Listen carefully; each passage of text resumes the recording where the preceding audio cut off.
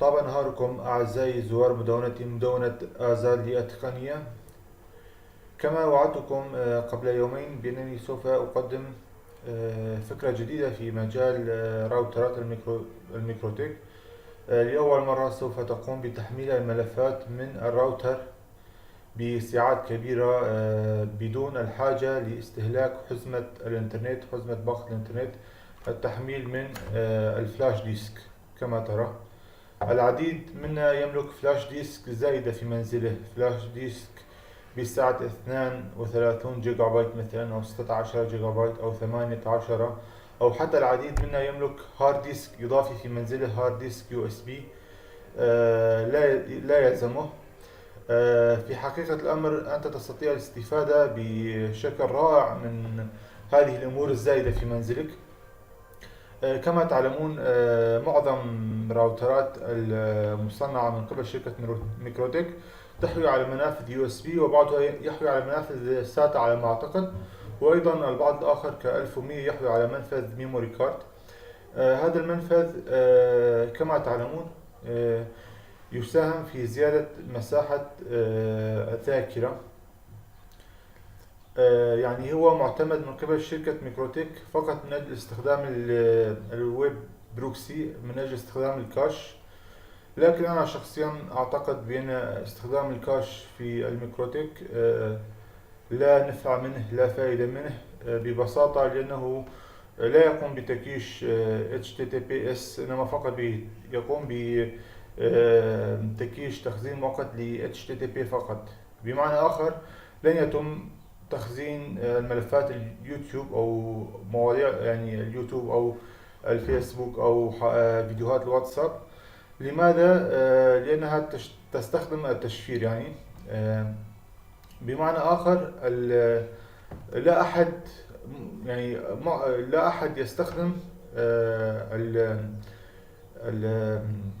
يعني الكاش على راوتر الميكروتك، لأنه يعني مواصفات ضعيفة جدا. الشركات الكبرى تستخدم سيرفرات مثلا هاندي كاش، ثندر كاش هو الأفضل، لكن ثندر كاش لن يعمل هنا ببساطة لأنه يعمل على الفيرتشوال ماشين ونسخة اللابتوب. يعني لنعود إلى موضوعنا. موضوعنا هو توصيل الفلاشة إلى الراوتر بورت كما ترون،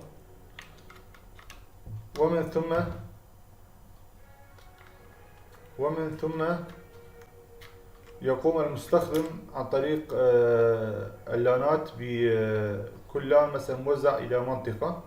يقوم المستخدمون بتحميل ملفات، مثلا ملف ايزو بسعة 20 جيجا بايت، مثلا لنقل فيلم بسعة 2 جيجا بايت. طبعا سيقوم بتحميله بأقصى سرعة ممكنة مخصصة لبروفايله.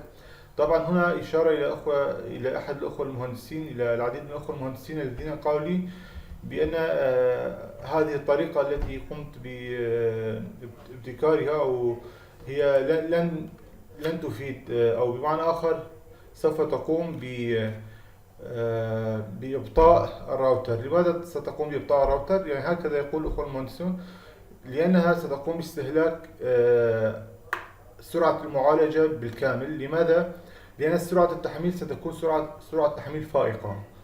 بمعنى آخر يعني عندما يقوم العميل بتحميل إحدى الملفات سوف يكون التحميل بأقصى سرعة ممكنة، يعني 60 ميجا بايت في الثانية أو حتى 100 ميجا بايت في الثانية.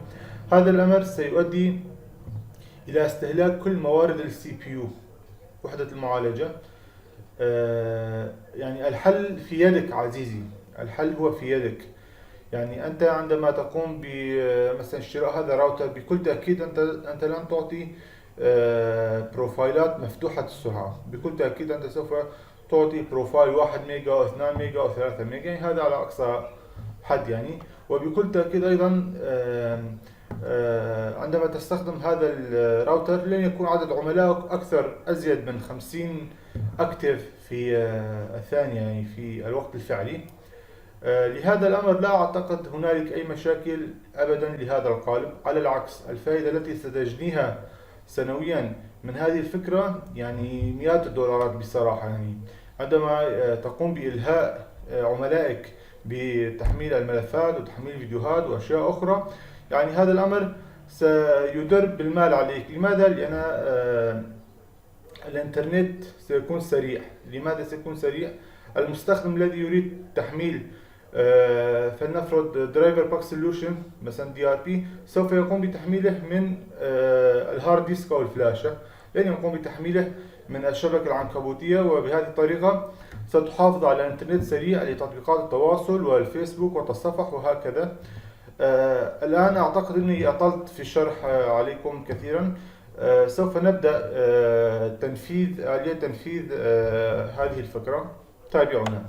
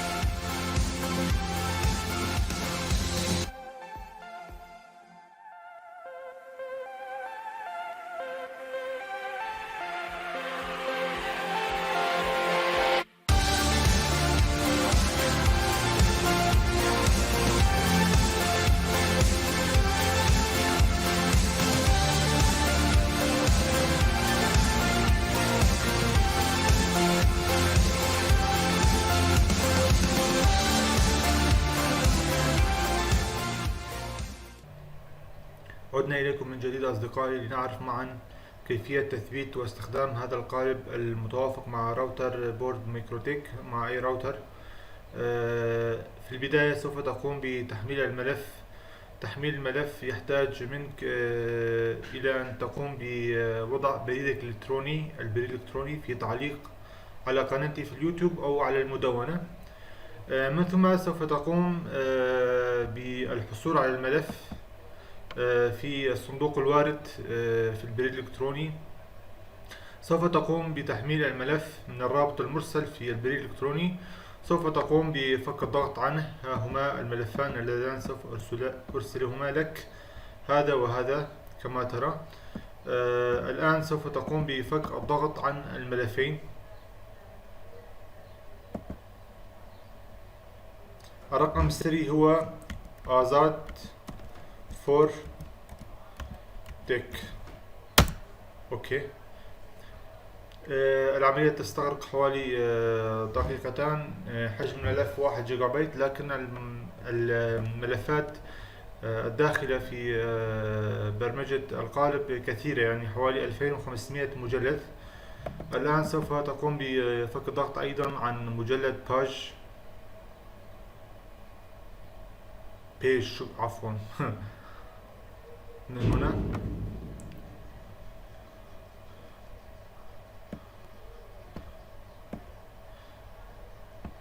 بعد الانتهاء من فك الضغط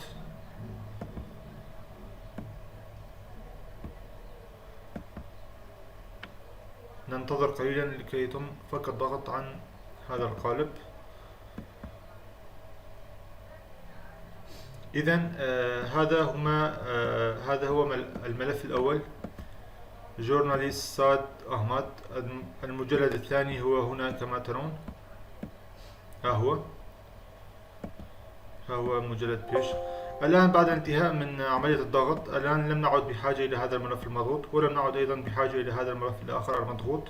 الآن سوف نأتي بصفحة الهوت سبوت التي نريد استخدامها في عملية توزيع الانترنت.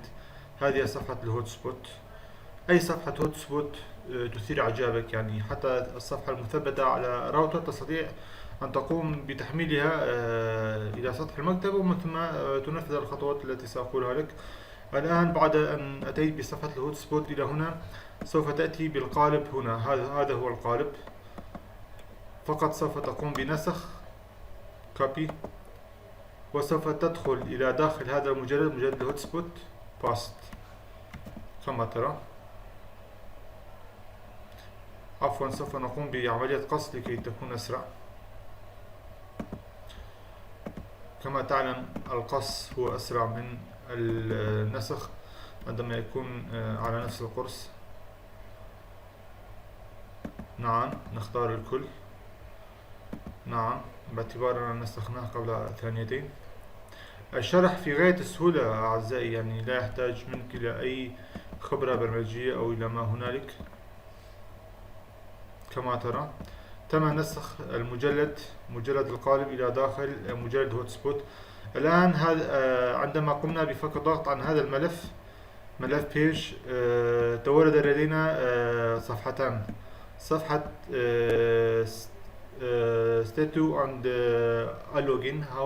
هاتان الصفحتان ما مهمتهما انهما تحويان على رابط القالب، ناهيك عن إعادة توجيه القالب بعد 10 ثواني إلى القالب.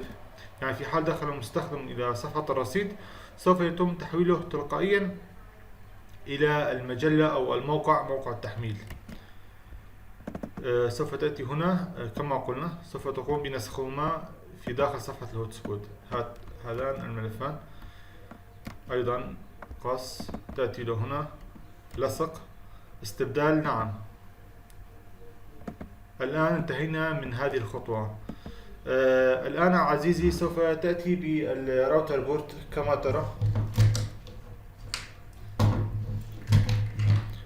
هذا هو الراوتر بورت. الآن سوف تدخل الفلاشة إليه كما ترى. بعد أن أدخلت الفلاشة إليه، سوف تقوم بتشغيل الراوتر بورت، ومن ثم تذهب إلى سوف نأتي إلى هنا. نعم، عفوا، لقد قمنا بإطفاء الراوتر. الآن سنقوم بتشغيله.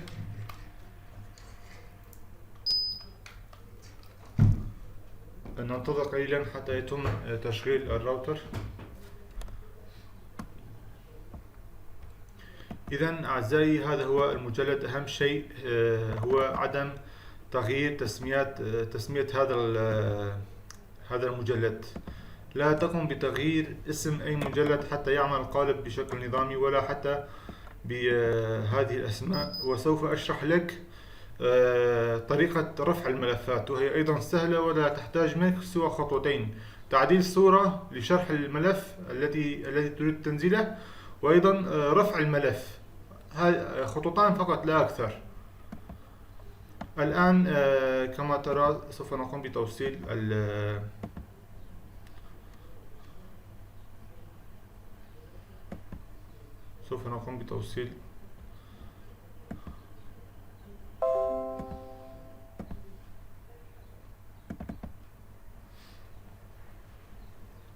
الآن سوف تأتي إلى سيستم ديسك.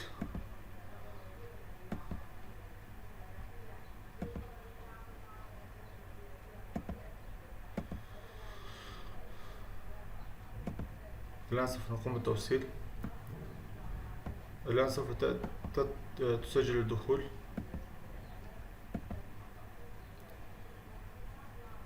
سيستم ديسك، سوف تضغط على هذا الزر، ومن ثم تضغط فورمات، تختار الصيغة فات 32 ديسك. نعم، وتضغط من ثم ستارت. بعد الانتهاء من هذه العملية سوف تأتي إلى هنا. بعد أن قمت بعملية الفرمتة للقرص، سواء كان هارد ديسك أم فلاش ديسك أو حتى الميموري كارد، سوف تقوم بإدخال الميموري كارد أو الفلاش ديسك أو الهارد ديسك، تقوم بتوصيله مع اللابتوب، الجهاز الكمبيوتر، ومن ثم تقوم بنقل هذا الملف الذي كما ترونه هوت سبوت إلى داخل الفلاش ديسك. سوف أريكم إياه الآن، ثواني فقط.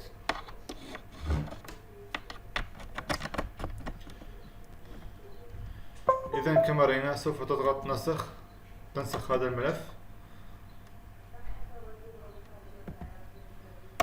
تنسخ هذا الملف. لكن قبل أن تنسخ الملف أعزائي، هنالك في داخل مجلد هذا المجلد هنالك ملف هام طريقة تشغيل قالب سعد. سوف تقوم بفتحه. في هذا الملف النصي هنالك شرح بسيط فقط. لا تقوم بتفعيل HTTPS في هنا كما ترى، هنا كما ترى هوت سبوت على أي بروفايل، جميع البروفايلات التي سوف تدعم نظام المجلة أو نظام السيرفر.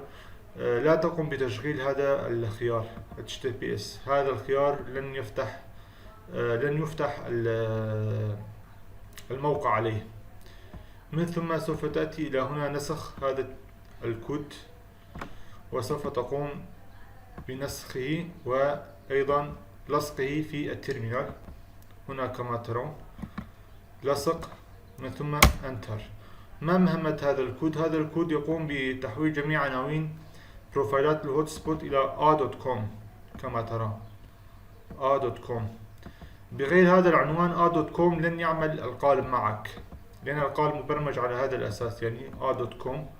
أوكي. بعد ذلك سوف تقوم بإغلاق الانبوكس، سوف تعود لكي تقوم بنسخ الهوت سبوت، هذا المجلد الذي يحوي بداخله على قالب الموقع. سوف تقوم بلصقه هنا في USB درايفر مباشرة، تقوم بلصقه هنا. اوكي. بعد أن قمت بلصقه سوف تأتي سوف تعيد ادخال الفلاش ديسك الى الراوتر بورد كما ترى. ثواني فقط. الآن بعد أن قمت بتوصيل الفلاش ديسك من جديد البروفايلات، مثلا على هذا البروفايل سوف نختار هنا هذا الخيار كما ترون ديسك 3/hotspot، فقط /hotspot، ومن ثم نضغط على موافق. ملاحظة الطريقة لا تعمل على المستخدمين الباي باس. الآن سوف نأتي إلى المتصفح ونقوم بتجربة الموقع. سوف يدخل مثلا على سبيل المثال الأستاذ أحمد، هنا رقمه أحمد على سبيل المثال، ثم سوف يضغط على اتصال كما ترى، هو أحمد متصل. الآن سوف أحمد يرى هذا النص: أسرع موقع تحميل ملفات. سوف يضغط عليه، سوف يرى مباشرة هذه الواجهة جميلة: أسرع موقع عربي للتحميل، السرعة، الأمان، البساطة والاحترافية، سرعة تصل 1 جيجا بايت. أقسام الموقع: شعارنا السرعة، الأمان والجودة. تطبيقات الأندرويد، هنا سوف يقرأ حمل أهم التطبيقات. عندما يضغط على تطبيقات التواصل على سبيل المثال سوف يرى كل هذه التطبيقات. عندما يضغط على واتساب سوف يقوم بتحميل واتساب بسرعة فائقة وبدون أي إعلانات. عندما سوف يعجبه إذا لم يعجبه هذا الملفات سوف يعود هذا الأستاذ يرى إلى القائمة الأخرى، سوف يقوم بتحميل ملفات الكمبيوتر التي تلزمه. بالطبع مدير الشبكة سوف يقوم برفع الملفات حسب ذوق زبائنه وعملائه. هنا أيضا مكتبة النجاح، كتب عن النجاح، أفلام وفيديوهات. أنا قمت برفع حوالي 10 فيديوهات فقط لتعرف كيفية عمل الموقع. مثلا على سبيل المثال هنا موسيقى فيروز، كما ترى سرعة هائلة في تشغيل الموقع. طبعا كل هذه الفيديوهات الآن هي ليست من ضمن، عفوا سوف أقوم بخفض صوت. إذن هذا الفيديو وهذا الموقع هو ليس ضمن اللابتوب وليس ضمن الهاتف، وأيضا لا يتم تحميله من الإنترنت، بل هو في داخل فلاشة الراوتر بورد. التالي الطبيعة في سويسرا، خفض الصوت من هنا، تكبير الشاشة من هنا. كما ترون سرعة هائلة بدون التأثير على خط الإنترنت. أعتقد أنها فكرة تستحق التجربة. التالي حالات واتساب. كما ترى سرعة هائلة. التالي طبعا هذا الموقع كما قلنا لكم هو داخل الفلاشة الموصلة بالراوتر. هذا الفيديو يبدو أنه كبير، لذلك يحتاج إلى مدة لكي يتم تشغيله. يعتقد البعض أن الانتصار في المعركة يعتمد على قدرة الأطراف على حشد القوات. الطائرات هذا أيضا فيديو اتش دي لطائرة الاف 16 اف عفوا 2 كيلومتر في الساعة، مزودة برادار خارق يتعامل مع التالي يعني العنكبوتية واستهلاك موارد الانترنت يستطيعون بكل سهولة تشغيل هذا الموقع الرائع الخالي من الإعلانات. إذا قمنا بالعودة إلى قائمة التحميل. هذه هي القائمة الرئيسية، قائمة الموقع. عندما يقوم المستخدم بالضغط على هذه الصورة في الأعلى سوف تفتح هذه النافذة المنبثقة، والتي هي فكرة عن آلية عمل القالب.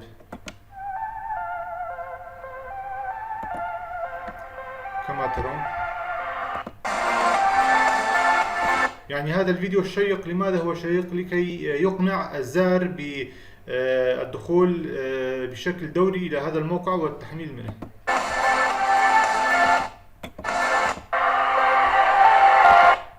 يعني هو فيديو تعليمي أيضا أعددته من أجلكم. الآن عزيزي سوف نتطرق إلى قسم المدير، يعني مدير الشبكة، كيف سوف يقوم منذ اليوم وصاعدا برفع الملفات إلى هذا الموقع. الطريقة جدا سهلة وبسيطة. سوف يأتي إلى جهاز الكمبيوتر كما ترى، سوف يكتب هنا في الأعلى FTP أوكي، نقطتان /2/ عنوان الاي بي الخاص بالراوتر 192.168.1.1.1. هذا هو الاي بي الخاص فيني. ثم سوف يضغط على انتر. الآن فتح الموقع يعني بسرعة، لكن عند المستخدمين عند بقية المستخدمين لن يفتح بسرعة. سوف يطلب منك الاسم المستخدم وكلمة السر. اسم المستخدم هو اسم المستخدم الذي تدخل من خلاله إلى برنامج الوينبوكس، وكلمة المرور أيضا هي كلمة المرور الخاصة ببرنامج الوينبوكس. إذا عندما فتحت هذا الاي بي وضغطت انتر سوف تفتح لك هذه الواجهة. كما ترى هذه الواجهة، هذا هو الهارد أو الفلاش ديسك. ماذا سوف تفعل لسهولة الاستخدام؟ سوف تضغط بالزر الأيسر هنا، عفوا الزر الأيمن، وسوف تقوم بسحبه إلى هنا وإنشاء اختصار. كما ترى سوف تقوم بإغلاق هذا التطبيق. إذا منذ الآن وصاعدا سوف تدخل إلى هذا المجلد، سوف تسميه لوحة التحكم أو لوحة رفع المدير. أوكي. الآن عزيزي عندما سوف تفتح هذا المجلد سوف ترى أمور عديدة منها. أنت لا تقوم بتعديل أي شيء إلا الأشياء التي سوف أقولها لك، ولا تقوم بتعديل الأسماء. الأسماء هي أخطر عملية في هذا الموضوع. لا تقوم بتغيير أسماء الملفات والمجلدات، لأن هذا سوف يؤثر سلبا جدا، لن يعمل القالب. الآن أضغط انتر. كما ترى فتح الموقع. سوف تأتي إلى هوت سبوت.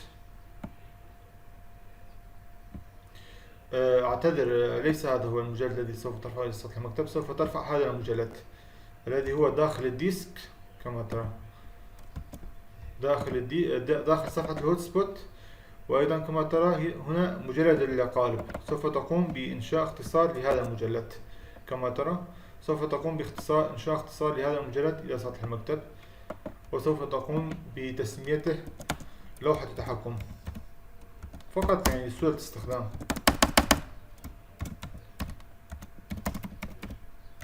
لوحة التحكم. إذا منذ اليوم وصاعدا سوف تدخل إلى لوحة التحكم لرفع الملفات. طبعا ينصح عند رفع الملفات إنشاء بروفايل خاص للمدير، تسميه على سبيل المثال أبلود، يعني لسهولة الاستخدام، يعني أبلود كما ترى هنا أبلود. وقم بأيضا ضغط هنا إذا كان الراوتر بورد الخاص بك على سبيل المثال إذا كان الراوتر الخاص بك هو 750 يو، يعني مواصفات قليلة نسبيا، حدد 10 ميجا بايت، 10 ميجا بايت على 10 ميجا بايت. إذا كان الراوتر الخاص بك مواصفات عالية، مثلا فلنقل 2011، حدد 50 ميجا بايت. إذا كان الراوتر الخاص بك هو 1100، تستطيع أن تحدد 200 ميجا بايت. هذه السرعة فقط من أجل أن يكون المعالج مرتاح، معالج الراوتر في عملية الرفع لا يستنزف الطاقة القصوى. وهذه أيضا عملية تعود إلى مدير الشبكة، يعني هي أيضا عملية سهلة جدا، لكن أعتقد أن الفكرة قد وصلتكم. الآن سوف تعود إلى لوحة التحكم. سوف أريكم طريقة رفع الملفات. الآن عزيزي كما ترى هذه هي واجهة لوحة التحكم. كما ترى هنا يوجد عدة مجلدات. مجلد EPK فولدر خاص بتطبيقات الموبايل، مجلد EXE فولدر خاص بتطبيقات سطح المكتب ويندوز، مجلد MP3 فولدر خاص باحتواء مجلدات MP3، مجلد MP4 فولدر، PDF فولدر. هنا ملف زد، من خلال ملف زد هنالك صورتان تستطيع إعادة رفعهما. هذه الصورة كما ترى سوف تقوم بسحبها هنا مثلا، سوف تقوم بتعديلها على ذوقك. كما ترى شعارنا مثلا تستطيع أن تكتب شبكة مثلا على سبيل المثال شبكة نوروز، على سبيل المثال نوروز تيليكوم تقدم أسرع موقع تنزيل. أوكي. ومن ثم مثلا تقوم بحفظه وأيضا إعادة رفعه مجددا وأيضا استبدال الملف. أعتقد أن الفكرة واضحة جدا. سوف تعود إلى هنا، يعني انتهينا من هذا فقط لواجهة البرنامج، واجهة الموقع عفوا. الآن سوف أريكم يعني طريقة رفع على سبيل المثال برنامج واتساب. سوف تأتي الواتساب كما تعلم هو تطبيق APK Application. مثلا على سبيل المثال مايكروسوفت أوفيس عندما تكون لاحقته EXE هو تطبيق كمبيوتر. الآن سوف نأتي إلى APK. يعني هنا سوف أسميه هذا مجلد، وهذه المجلدات سوف نسميها لكي تفهموا عليه حزم المجلدات، حزم أو بالأحرى حقيبة الحزم. سوف نسمي هذه المجلدات حقيبة الحزم. كل حقيبة تحوي على عدد معين من الحزم. لنفتح إحدى الحزم. هذه الحزمة تحوي على صورة. هذه الصورة سوف تقوم بتعديلها كما ترى هنا، وسوف تكتب محتوى هذا المجلد. مثلا سوف تكتب هنا ألعاب أكشن. أوكي. ومن ثم سوف تقوم بحفظها وإعادة رفعها واستبدالها بطريقة جدا سهلة. الآن بعد أن أشرت إلى أن هذا المجلد هو مجلد ألعاب أكشن، سوف تفتح مجلد F. لا تقم بتغيير أسماء المجلدات رجاء. سوف تفتح التطبيق الأول. التطبيق الأول الذي سيقوم الزائر بفتحه، التطبيق الأول سوف تقوم بوضعه في مجلد 0. الآن بعد أن قمت بفتح مجلد 0، أنا مسبقا قمت بإضافة بعض التطبيقات، لكن سوف نفتح الحزمة الثانية، هي فارغة. الحزمة الثانية كما ترى هي فارغة. الحزمة الأولى أعددتها من أجل تطبيقات التواصل.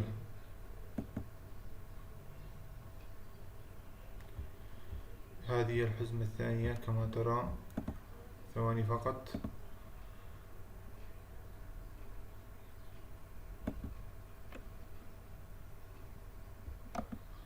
ترتيب بواسطة الاسم.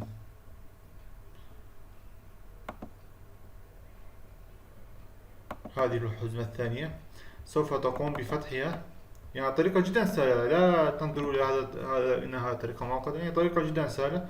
سوف تفتح الحزمة الأولى. كما ترى هذا هو مجلد نصي. هذا المجلد النصي هو مهم جدا، لا تقوم بحذفه من أي حزمة.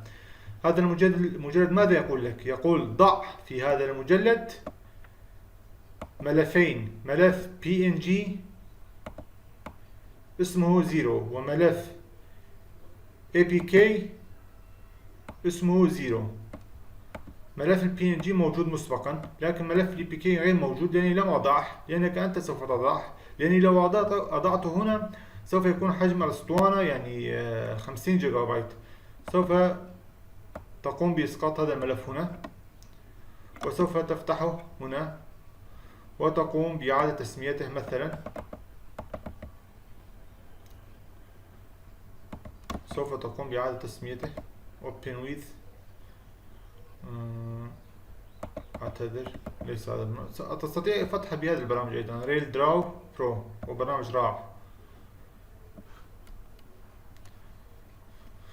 يعني عملية جدا سهلة ولا تستغرق أي وقت صراحة، لكن لأنني أعد هذا الفيديو فأنا أحتاج إلى شرح بطريقة بطيئة لكي يستطيع الأخوة الفهم عليه. سوف تقوم مثلا بكتابة هنا بوبجي على سبيل المثال، بابجي، أو على سبيل المثال تطبيق مونتاج، وأيضا تستطيع إضافة أيقونة له، تستطيع التكبير هنا كما ترى، ومن ثم الخروج والحفظ بنفس الصيغة، بنفس صيغة PNG، وإعادة الرفع بنفس الاسم والاستبدال. هنا انتهينا من الصورة. الآن سوف تقوم برفع التطبيق، سوف تقوم بتحميل التطبيق من المتصفح، مثلا أي تطبيق مونتاج للموبايل، وسوف تقوم بوضعه هنا وتقوم بإعادة تسميته إلى 0 ورفعه إلى هنا. أعتقد أن الطريقة سهلة جدا، وهذا المجلد يشرح لكم الطريقة. هذا هو مجلد تطبيقات التواصل APK1 كما ترى. مثلا إذا أتينا هنا يوجد تطبيق 0 وتطبيق هنا. عندما تفتح هذه الصورة سوف يقول لك إن هذه الصورة هي تطبيق